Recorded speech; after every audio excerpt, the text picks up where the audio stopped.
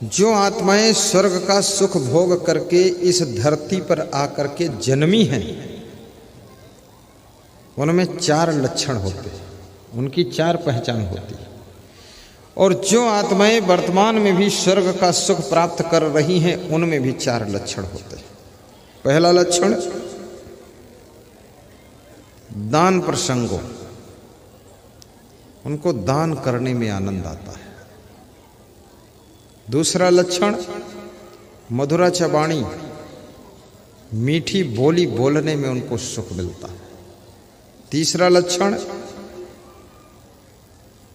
जिनमें देवी और देवता के गुण हैं, देवी जैसी नारियों की और देवता जैसे पुरुषों का जो सम्मान करते हैं, वे लोग स्वर्ग का सुख पाते हैं।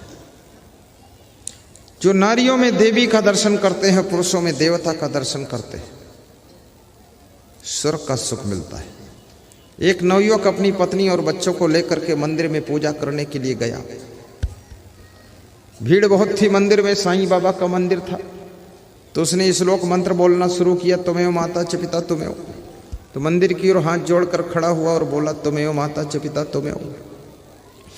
फिर उसको याद आया कोई मेरे चप्पल न उठा ले गया हो। तो चप्पलों की ओर मुड़ करके देखा, हाथ जुड़े हैं और सिर मुड़ा, हाथ जुड़ा और मंत्र चालू है।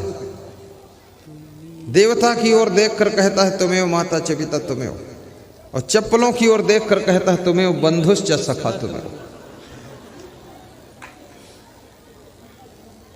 फिर 2-3 छोटे छोटे बच्चे थे। सोचा भीड़ भाड़ में बच्चे इधर उधर कहीं खिसक ना जाए, खो ना जाए। तो बच्चों की ओर मुड़कर देखा, हाथ जोड़कर, हाथ जुड़े हैं और सिर मुड़ा है बच्चों की ओर और मंत्र चल रहा।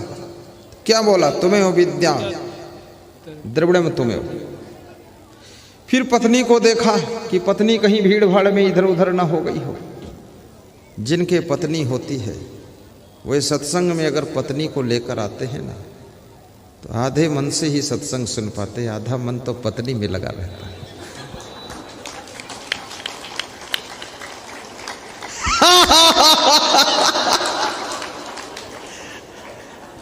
बिल्कुल सच बात है। मैं देखता हूं जब दांव मिलता तो मुड़ के देख लेते किधर है। और पत्नियों को परवाह नहीं मेरा पति किधर है, चाहे जिधर रहो, जरूरत नहीं तुम्हारी।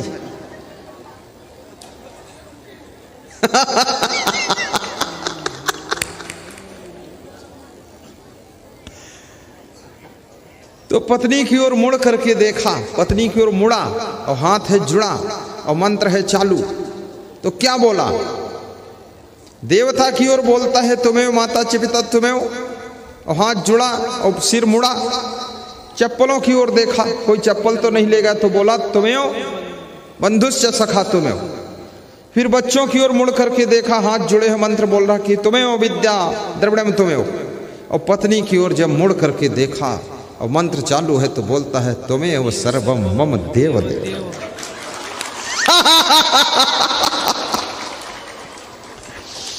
पत्नी बहुत खुश हुई कि मंदिर में आना सफल हो गया, देवता की ऐसी की तैसी, मैं तो सर्वम देव हो गई। क्या बात है। बोले चलो निकलो मंदिर से, जो मिलना था मिल गया। आज तूने सही परखा है, ये देवी देवता क्या है, इनकी टक्कर में मैं सर्वम देव देव हूं। बहुत खुश होकर आती। वास्तव में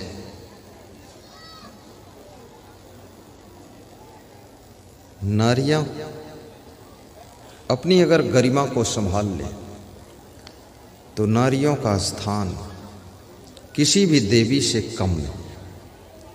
और पुरुष यदि अपनी महिमा को संभाल ले, तो पुरुष का स्थान किसी देवता से कम नहीं। एक ट्राली के पीछे लिखा हुआ था सेंटेंस कि मानव देवता नहीं बन पाया, इस बात की कोई गम नहीं। मानव देवता नहीं बना, इस बात की कोई गम नहीं। और खुशी इस बात की है कि मानव दानव नहीं बना, ये बात भी कोई कम नहीं, ये बात भी कोई कम नहीं।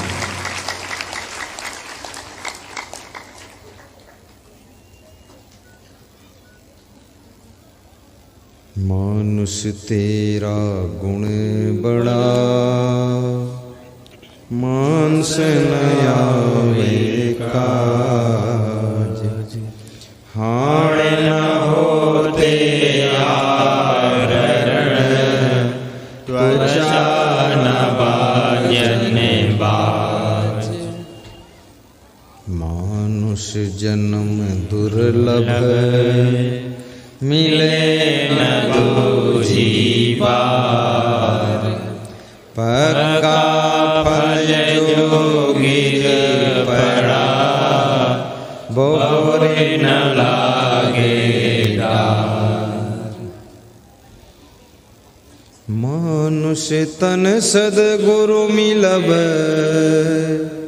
मोक्षो इच्छा होय, दुर्लभ तीनों परम है, पाय सुयोग न होय। बड़े भाग्य मानुष तन पावा, सुर दुर्लभ सद्ग्रंथन गावा। बड़े भाग्य मानुष तन पावा। क्या हाल है? कहीं नहीं लिखा है कि बड़े भाग्य पशु तन पावा, बड़े भाग्य पंछी तन पावा, बड़े भाग हाथी तन पावा, ऊंट तन पावा, शेर तन पावा। किसी को महिमा नहीं बताई है।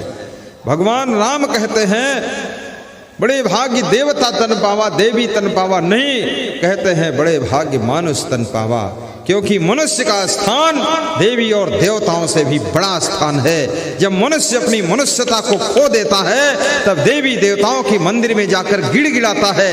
जब मनुष्य अपनी मानवता को हासिल कर लेता है, तो मानव के रूप में राम आए थे। राम जब वनवास जा रहे थे, तो देवी और देवता उनके ऊपर फूल बरसा रहे थे। लेकिन आज का मानव 2 फूल लेकर के देवी देवताओं के ऊपर बरसाने जाता है। अगर तुम अपनी मान मर्यादा को याद कर लो, भगवान श्री राम जैसे पुरुषों में उत्तम बन जाओ, तो ये देवी देवता तुम्हारे ऊपर पुष्प की वर्षा करेंगे।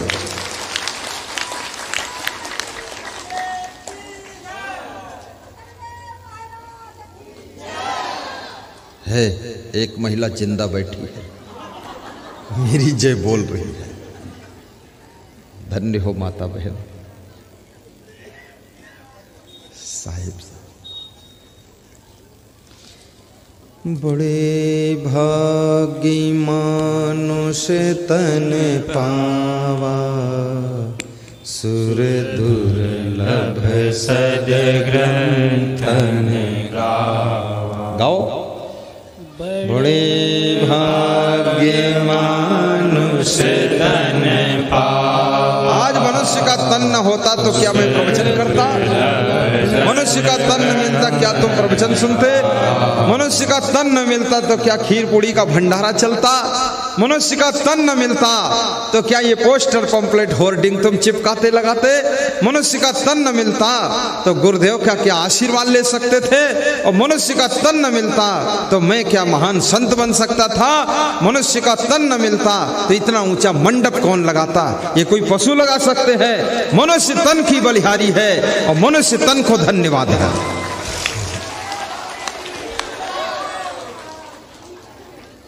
बड़े भाग्य मानुष तन पावा, सुर दुर्लभ सद्ग्रंथन गावा।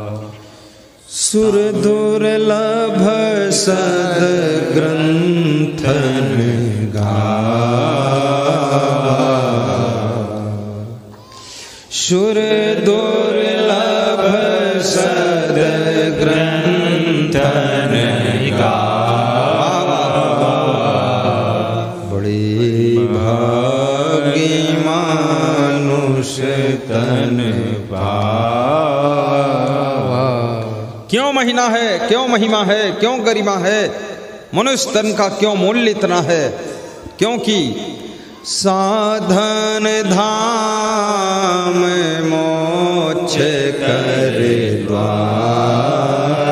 रामायण से भी सुना सकता हूं कि नहीं? रामायण बोल सकता हूं कि नहीं? बोल सकता हूं। गीता तो बोल दिया बिना पूछे, पर रामायण पूछ कर बोल दूंगा।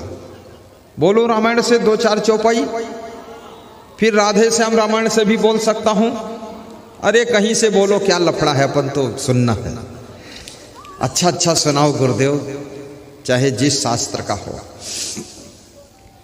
साधन धाम मोक्ष करे द्वारा। दोहराइए, मेरे साथ गाइए। साधन धाम मोक्ष करे द्वारा, पाए न जेहि परलोक समारा, पाए न जेहि परलोक समारा। परलोक समारोह, ये लोक समारोह, लोकालोक समारोह, इस लोक और परलोक को संवारने के लिए मनुष्य का शरीर प्राप्त हुआ है। जो न तरे भव सागर, नर समाज यस पाए, सो कृत निंदक मंदमती, आत्महन गति जाय। मनुष्य शरीर को पा करके जो भवसागर से पार न हो सके, तो समझ लो आत्महत्यारा है। इस आत्मा को तरने और तारने का अवसर मनुष्य का शरीर है। और मनुष्य शरीर प्राप्त होने के बाद फिर भी माया मोह में डूबे रहे, न सत्संग किया, न भक्ति किया, न तो दान पुण्य किया, न सेवा किया, न परोपकार किया, और न स्वाध्याय किया, न प्रवचन सुना, और मनुष्य जीवन को ऐसे गुजारा जैसे पशु पक्षी कीड़े मकोड़ी की तरह पैदा हुए, खाए पिए, भोग विलास किए, मर गए। क्या कहें अहबाब, क्या कार्य नुमाया कर गए। बीए किया, नौकर हुए, पेंशन मिली और मर गए। इतना ही कर गए, अहंकार रख गए। क्या करना है, ये जीवन का अर्थ नहीं।